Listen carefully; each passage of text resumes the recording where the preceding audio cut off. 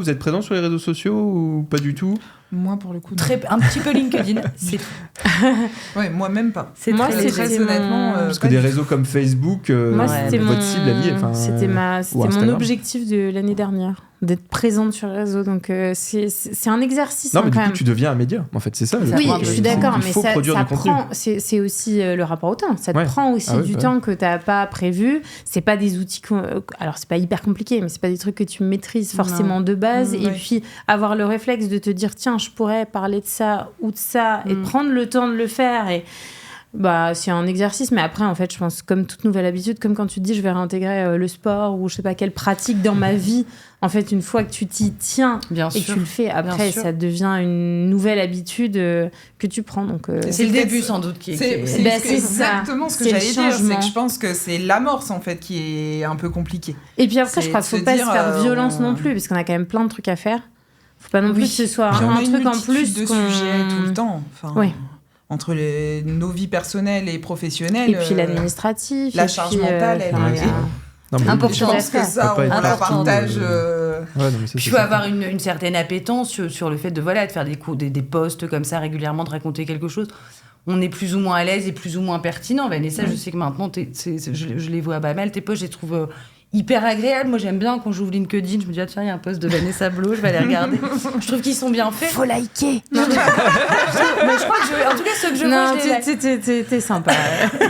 Mais je pense que tu les fais assez naturellement.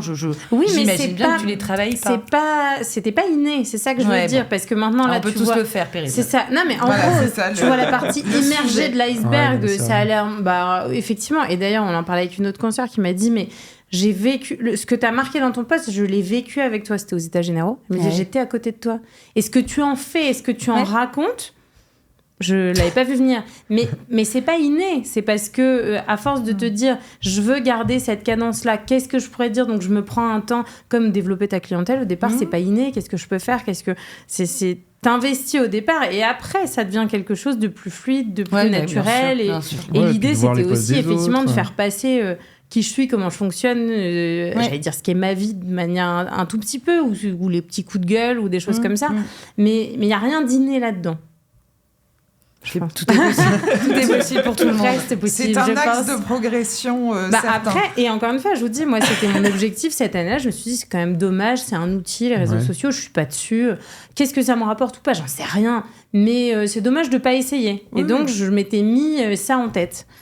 Comme moi, je trouve que ça donne alors ça dépend des cabinets, mais je trouve que ça donne une visibilité. Ça donne une visibilité sympa. Non, mais c'est sûr que c'est pas. Enfin, en tout cas, ça permet de faire parler de soi, en tout cas. Ouais, puis par un aspect agréable. Et c'est toujours positif, de toute façon. Et alors, du coup, toi, Vanessa, donc, je suppose bouche à oreille aussi, en grande partie. Ah oui, sur la clientèle, bouche à oreille. En fait, tout ce qu'a dit Julie, bouche à oreille, les gens qui sont prescripteurs pour toi, d'anciens clients, des gens dans ton réseau, effectivement, huissiers, notaires.